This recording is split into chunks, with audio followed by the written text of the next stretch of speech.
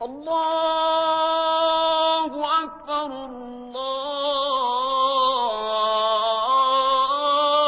Akbar.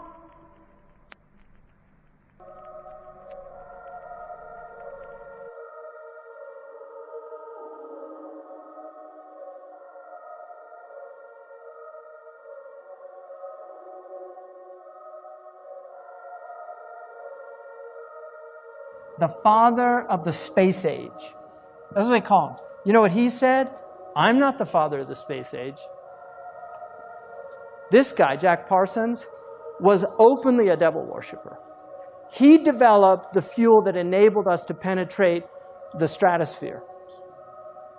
Satellites could not have come about without this guy. In his diary that he himself wrote, he had a dream. This is 1948. He had a dream where he saw somebody that he calls Belial Dajjal.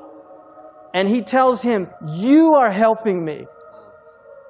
Okay, I'm not making this up. You think I'm making this up? Wallahi, I'm not making this up. You go look it up yourself.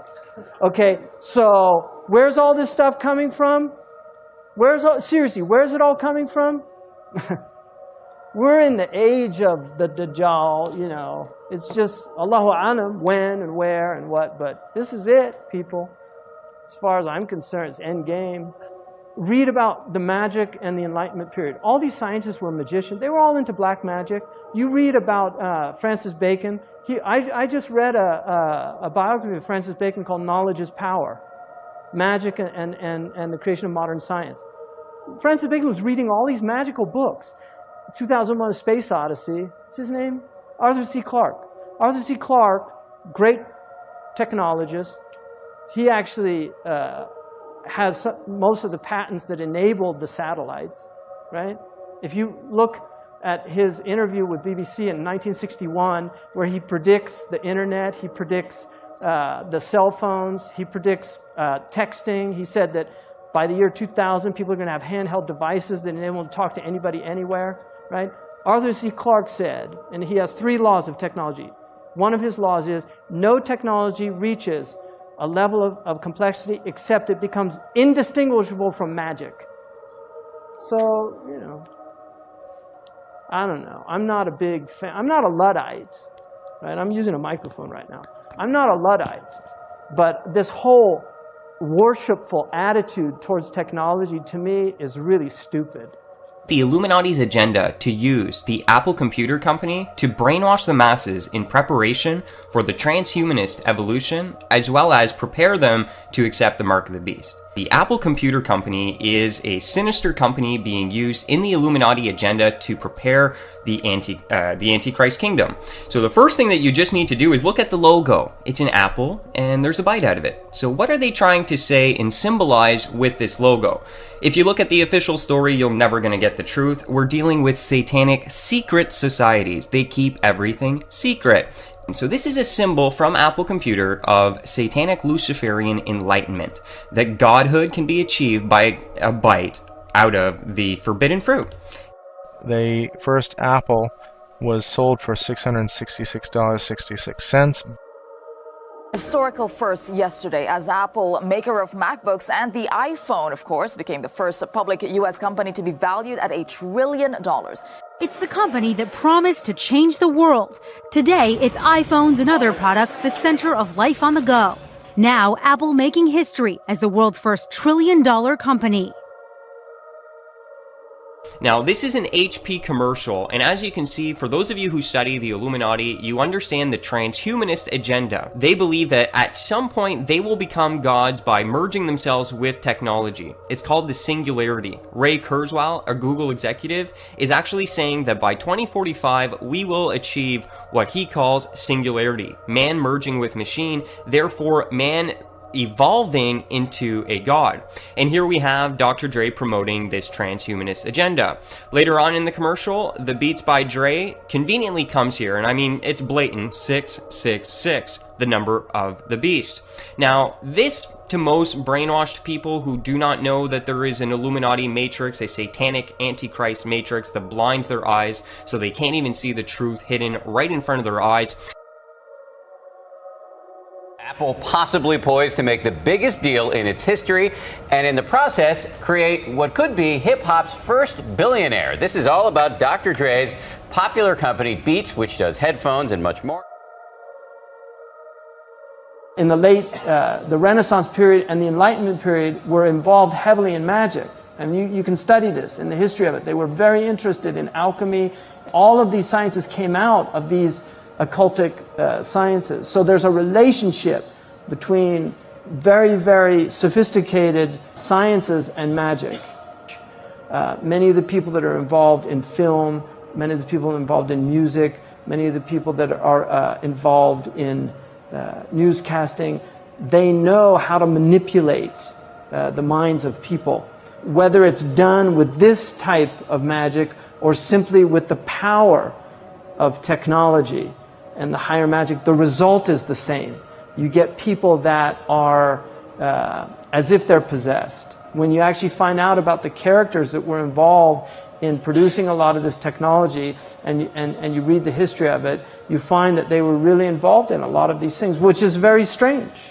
And when you see the result that these things have on people and the effect that they have on them. The men that invented the nuclear bomb were all, wizards, really.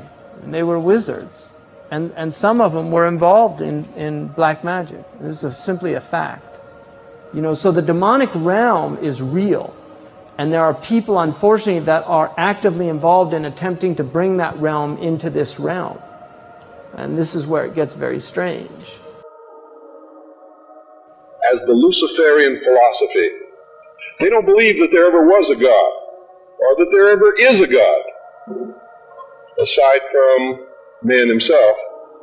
And man has not reached that state yet, but can, this is what they teach in the lodges, that if you perfect yourself as the temple of the God within, we've all heard this in the New Age movement, you too can become God.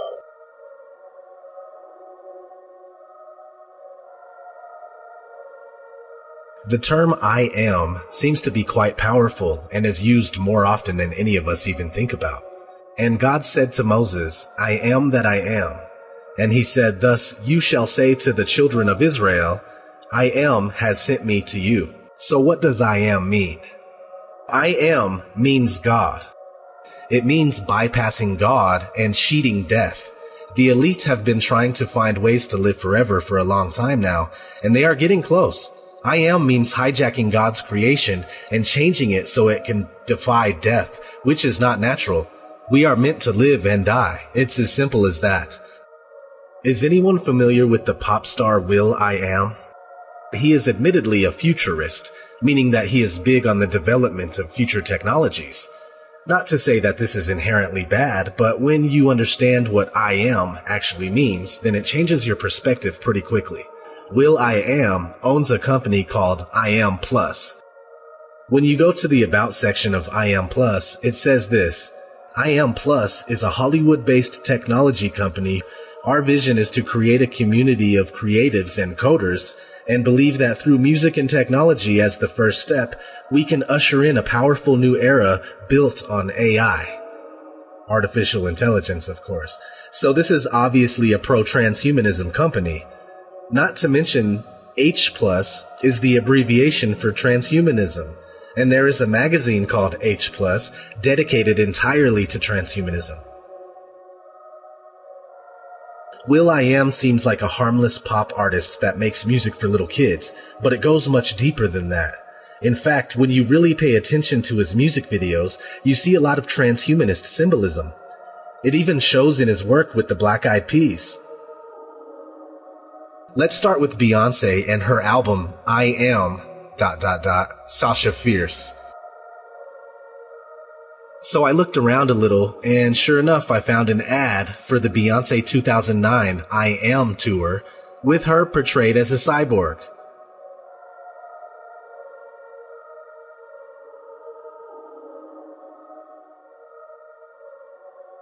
I also found a picture from a performance where she was dressed like the android from the 1927 movie Metropolis. In fact, Metropolis is one of the very first dystopian movies about transhumanism, and still shows up in a lot of today's pop music. In the movie, there is an inventor who creates a machine man that he considers to be the man of the future. The android has the ability of taking the form of any person, and the inventor says that no one will be able to tell a machine man from a mortal. It blows my mind that the transhumanist dream was already present back in the 1920s. And today we see Beyoncé, Kylie Minogue, Janelle Monáe, Christina Aguilera, Lady Gaga, and many more paying homage to the metropolis, whether they are in the know or not. Let's check out a company called Humai. This company is dedicated to figuring out how to upload people's consciousness into computers in order to live forever. What's interesting is that Humai backwards says I am. You can't make this stuff up. One of the people that work there is Kate Aquino. She's listed as a futurist, and she's all over the internet under the handle Miss Metaverse, pushing the transhumanist agenda. Her father happens to be Michael Aquino, a satanic high priest and founder of the Temple of Set. But not only that, he was a lieutenant colonel for the United States military at the same time, and the military was fully aware. Here's an old newspaper article about Michael Aquino with the title "Devil Worshipper Holds Sensitive Army Post and Top Brass Says No Problem." Here he is hanging out with Anton LaVey, the founder of the Church of Satan. And it doesn't matter if you believe in that kind of stuff. The scary thing is that they do believe it, and they are acting on it. One day, everything in this world that was once natural will be synthetic and without a soul. And they are knowingly and actively corrupting his creation to the core. At least that's what they think.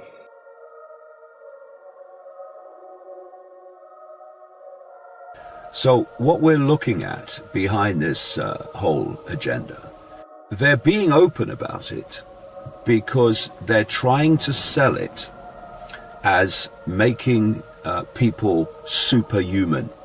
The whole term singularity refers to a point where artificial intelligence becomes greater in thinking potential than human consciousness, the human conscious mind.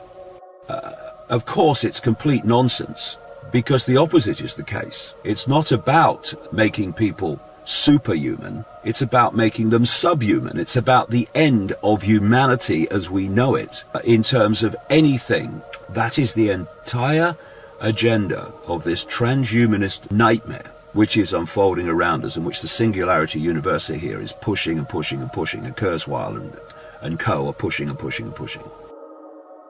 Here's the way they look at it. Here's their metaphor. Adam and Eve were held prisoner in the Garden of Eden by an unjust, cruel, and vindictive God until Lucifer set man free from this garden by giving him the gift of intellect. Through the use of intellect, man will conquer the earth, will conquer nature, and will himself become God. It's taught in every Masonic temple in this land. Every secret brotherhood, every secret society, every mystical temple, every occult organization teaches the Luciferian philosophy.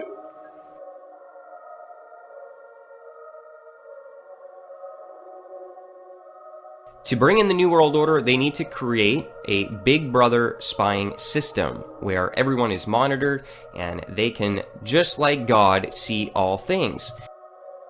People think of Google primarily as a search engine on the internet, which first of all gives it enormous power because of its domination of the search engine arena, because through algorithm codes and other technology and methods, they can manipulate the stories that appear most prominently on their search engine lists.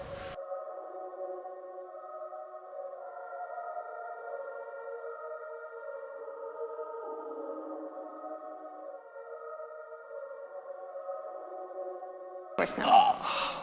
That is a warm hoodie. Yeah, no, it's a thick hoodie. It's a company hoodie. We print our mission on the inside. What? Oh my really? God, the inside of the hoodie, everybody. Take a moment. What is it? Making the world more open and connected. Oh my God, it's like a secret Cool. cult. at that. Making the world open and connected. Stream Graph platform, and this weird symbol in the middle that is probably for the Illuminati. Oh, 2010. No, it's 2010. Okay. Oh, no.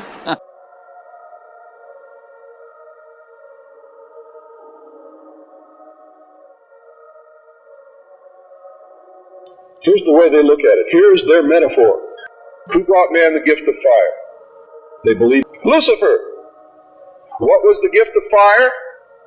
Knowledge, intellect.